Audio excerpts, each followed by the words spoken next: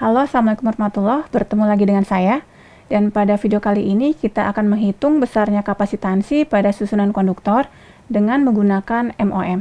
Harap diperhatikan dengan baik dan selamat menyaksikan video berikut ini. Sebelum kita melihat contoh soal, akan saya tampilkan terlebih dahulu prosedur-prosedur yang harus kita lakukan pada saat kita akan bekerja dengan menggunakan MOM. Nah sekarang mari kita lihat contoh soal. Hitung besarnya kapasitansi pada susunan dua buah Nah, sekarang kita akan masuk ke contoh soal di mana kita ingin menghitung besarnya kapasitansi pada susunan dua buah pelat tipis konduktor seperti tampak pada gambar di samping ini, di mana kita memiliki konduktor, di mana konduktor bawah diberikan tegangan sebesar minus 1 volt dan konduktor atas potensialnya adalah 1 volt dan jarak antara konduktor bawah dan konduktor atas adalah D. Langkah yang harus kita lakukan pertama kali adalah melakukan segmentasi, dan kita usahakan tiap segmen besarnya sama, dan segmentasi yang baik adalah sekecil mungkin luasnya. Tapi untuk mempermudah perhitungan di sini, saya hanya melakukan segmentasi untuk 4 buah segmen saja, di mana ada luas tiap segmen adalah delta Y dikalikan delta X, dan kita memiliki ada segmen 1, 2, 3, dan 4. Langkah kedua, kita melakukan asumsi bahwa pada tiap segmen, muatan terkumpul di tengah-tengah segmen. Dengan kata lain, di segmen 1, muatannya ada di sini, kita sebut sebagai Q1, di segmen 2 Q2, dan di segmen 3 maupun di segmen 4, bisa kita lihat posisinya ada di tengah-tengah, yaitu di Q3 dan Q4. Selanjutnya, kita hitung potensial di sebuah segmen dengan menggunakan persamaan berikut, di mana perhatikan segmen 1, potensial V1 besarnya adalah 1 volt, di mana 1 volt ini sama dengan 1/4 V epsilon 0 dikalikan dengan Q1 dibagi R1 dikurangi R1, karena pada dasarnya, untuk kasus ini, titik pengamatan kita adalah di tengah-tengah segmen 1, dan Q1 terletak di tengah-tengah segmen 1, ditambah potensial disebabkan oleh Q2 dibagi dengan jarak antara titik tengah segmen 1 dengan titik di mana terdapat muatan Q2, ditambah untuk potensial disebabkan oleh Q3 ditambah dengan potensial disebabkan oleh Q4.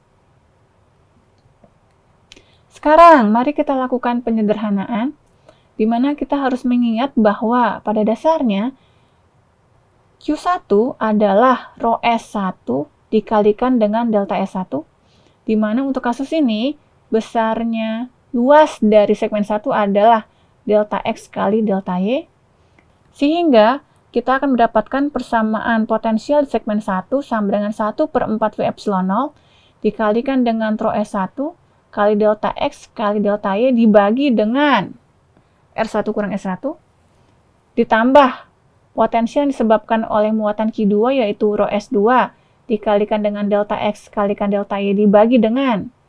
Nah, kita lihat ini adalah jarak antara Q2 dengan titik tengah segmen 1. Berarti kalau kita lihat di sini, jarak antara Q2 dengan titik tengah segmen 1 berarti adalah delta Y. Ditambah Q3 kita nyatakan sebagai rho S3 dikalikan dengan delta X dikalikan delta Y dibagi dengan jarak antara Q3 dengan titik tengah segmen 1. Q3 ada di bawah dengan titik tengah segmen 1 berarti adalah D. Ditambah Q4 kita nyatakan dengan rho S4 dikalikan dengan delta X kali delta Y dibagi dengan jarak antara Q4 dengan titik tengah segmen 1 adalah akar D kuadrat tambah delta Y kuadrat. Sehingga akan kita dapatkan persamaannya adalah untuk segmen 1 adalah 1 sama dengan delta X dikalikan delta Y dibagi 4V dikalikan epsilon 0 dikalikan dengan seperti yang bisa Anda lihat pada slide berikut ini. Langkah yang sama kita lakukan untuk menghitung potensial listrik di segmen 2, 3, dan 4, di mana untuk segmen kedua persamaannya dapat kita lihat pada slide. Untuk segmen ketiga, persamaan bisa kita lihat pada slide, dan harus kita ingat bahwa Untuk konduktor bawah, dengan kata lain pada segmen 3 dan 4, besarnya potensial adalah -1. Kemudian akan kita buat persamaan matriknya, di mana dari persamaan matrik ini kita lihat ada unsur-unsur yang mendapatkan pembagi 0, sehingga kita harus melakukan koreksi terhadap bagian-bagian yang pembaginya adalah 0.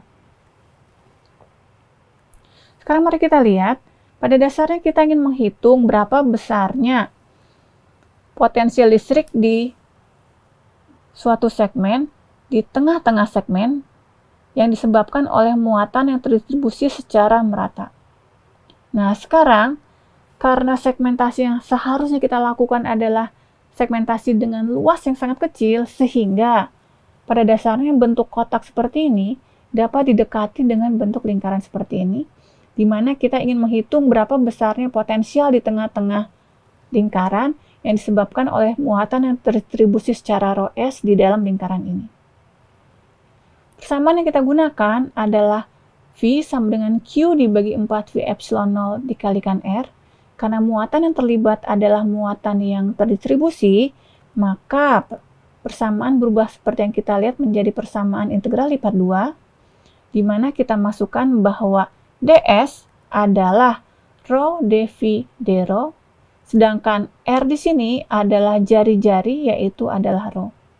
Sehingga dengan memasukkan bahwa batas dari V adalah dari 0 sampai 360 derajat, dan batas dari ρ adalah dari 0 sampai A, maka akan kita dapatkan bahwa besarnya potensial di titik tengah atau titik yang berwarna biru ini adalah ρ S dikalikan A dibagi dengan 2 epsilon 0. Nah, sekarang harus kita ingat bahwa kita bergaul dengan segmen berbentuk kotak, sedangkan ini adalah segmen berbentuk lingkaran. Di mana harus kita ingat bahwa lingkaran ini luasnya adalah V dikalikan A kuadrat, sehingga potensial dapat dituliskan sebagai ρ S dikalikan dengan akar delta S dibagi dengan 2 epsilon 0 dikalikan dengan akar V.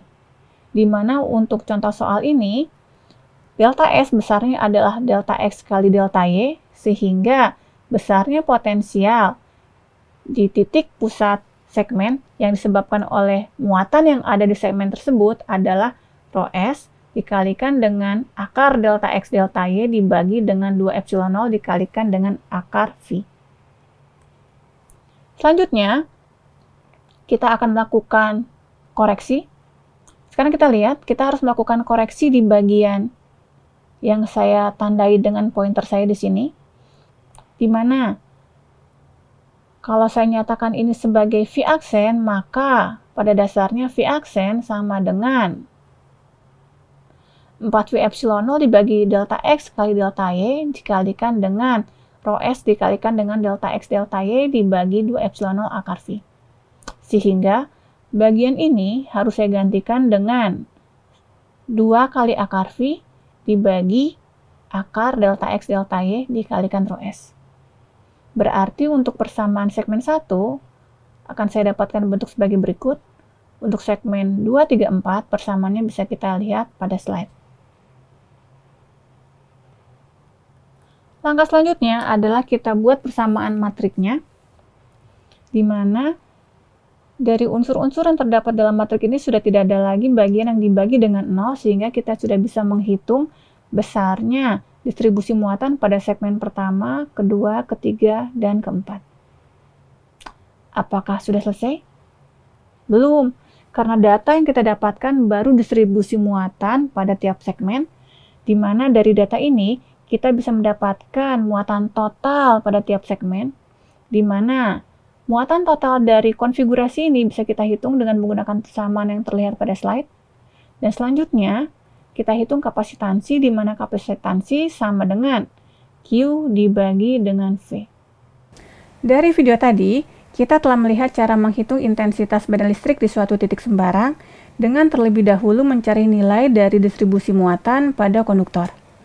Nah, langkah yang penting pada saat kita memecahkan persoalan dengan menggunakan metode numerik adalah melakukan segmentasi sekecil mungkin. Namun demikian, Untuk memudahkan perhitungan, di contoh soal kali ini saya hanya melibatkan sedikit segmen. Meskipun demikian, saya harap esensi dari video ini, yaitu membuat matrik untuk mencari nilai distribusi muatan, tetap dapat dipahami. Oke, di video selanjutnya, kita akan melihat contoh soal untuk menghitung besarnya kapasitansi dengan menggunakan MOM. Terima kasih atas perhatiannya dan sampai jumpa di video selanjutnya.